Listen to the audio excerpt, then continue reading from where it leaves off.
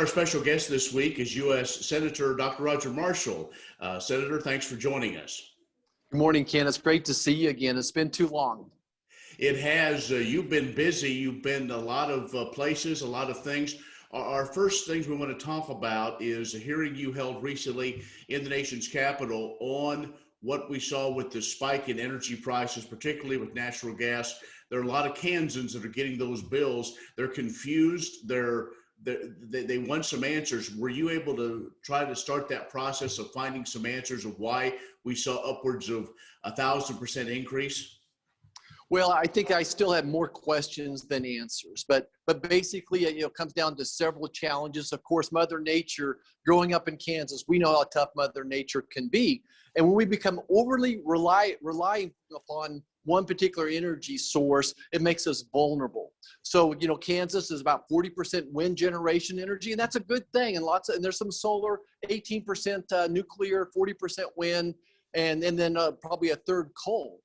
So what we had is a situation where the wind stopped blowing, and even it got so cold the wind turbines quit working, the generators within them, and of course the natural gas heads froze. So a lot of this does have to do with Mother Nature, but thank goodness we had the coal plants where it could have been even worse right now. So I think what I see there is that we got our natural energy sources a little bit mixed up, that we got our policy out there in front of what the resources God has given us, as well as our technology, and became over reliant upon maybe wind energy, and to some extent we were too dependent upon natural gas. So this is why we need an all of the above energy policy. But the big challenge is why it went up so much, and that's the question I don't have answered yet. Who made the money? And was there some type of speculation going on in the markets that I can't find yet? But I've yet to figure out who made all the money on this. I also want to talk just briefly. A couple of days ago, you were down at the border to see the situation going on with the folks coming across the U.S.-Mexico border.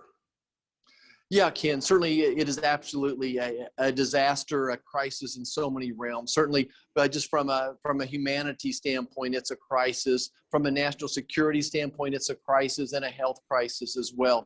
You and I visited before that we've done mission work all around the world as a physician. And that's what this reminded me of. It's just almost a third world country humanitarian crisis where we're just being overwhelmed at the borders. And my biggest concern is for the young children, the unaccompanied minors, that a family in Central America would pay the cartel $7,000, $9,000 to get their child to the American border.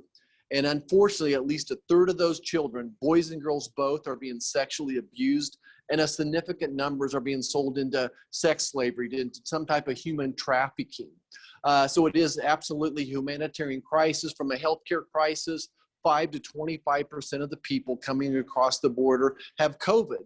And then they're bringing them all together into the common eating areas, into common sleeping areas. And I'm very concerned about the impact that's going to have. As our country and, Kansas is getting close to some type of a herd immunity, we're going to be reinfected perhaps with different type of strains of this virus as well. A national security standpoint, half of the individuals coming across the border are not from Central America. They're not from Mexico. So if you have people that are being smuggled into the border and they're paying the cartel $10,000, $15,000, $20,000 to smuggle them, they're from the Middle East. Well, what is that person up to? Why do they want to be smuggled in? I'm very concerned that a large number of these folks would be terrorists or certainly professional criminals. Dr. Roger Marshall is joining us. Let's take a break. We'll come back and talk his assignment on the Ag Committee in just a moment.